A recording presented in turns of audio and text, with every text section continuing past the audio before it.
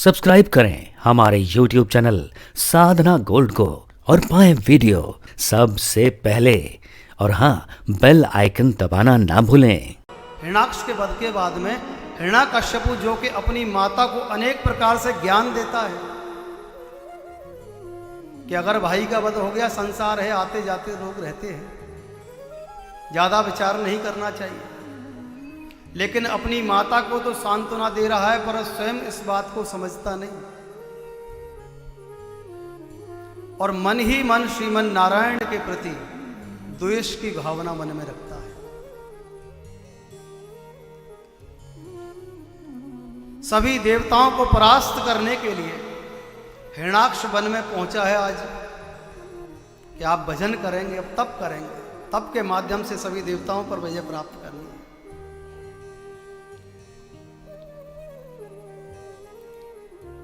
लेकिन इंद्र पहुंच गए हैं तोते के स्वरूप में, और जहां पर हिरण्याकश्यप बैठा हुआ भजन कर रहा है, वहीं पर इंद्र नारायण नारायण नारायण का उच्चारण करते हैं। जैसे ही नारायण शब्द कान में पड़ा, ध्यान भंग हो गया। कौन है जो मेरे शत्रु का नाम पुकार रहा है? स्थान परिवर्तित कर दिया, दूसरे स्थान पर चले गए, वहां पर जाकर भजन करने लगे। नारायण नारायण नारायण। जब ये नारायण नारायण वहां भी सुनाई पड़ा, सोचने लगे कोई है जो इस तप में बाधा डाल रहा है, दिखाई नहीं देता।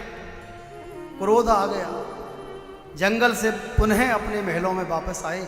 कयाधु ने पूछा कि स्वामी, वैसे तो आप जाते हो, बहुत समय व्यतीत हो जाता है, लेकिन आज बड़ी जल्दी आ गए।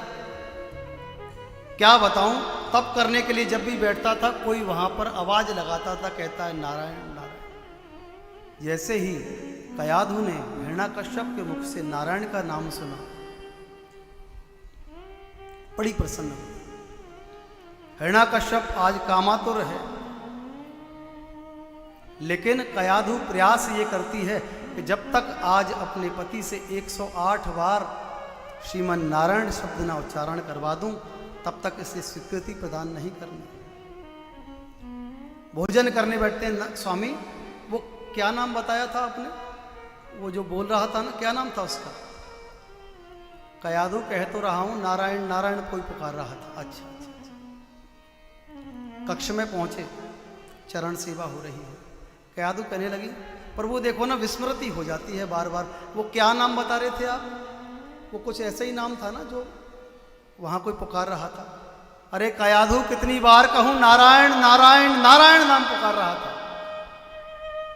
सुबह से शाम तक कयाधु ने प्रयास करते करते हिरण्याकश्यप के मुख से नारायण शब्द का उच्चारण करवाया, तब जाकर उसे यह स्वीकृति प्रदान की। उस रात जो उसे गर्भाधान हुआ, इसे ही हमारे वैदिक शास्त्रों में गर्भाधान संस्कार कहते हैं, जिसे आजकल के समय में किसी को इस बात का ज्ञान नहीं है। लेकिन ये भी एक 16 संस्कारों में एक पद्धति है, जिसे हम गर्भाधान संस्कार कहते हैं। आज भी वो ऐसा एक संस्कार है कि जिसके माध्यम से ये जीव चाहे तो आज भी अपने बच्चे को ये अमेजिंग कर लेना कि मेरी होने वाली संतान डॉक्टर बननी चाहिए।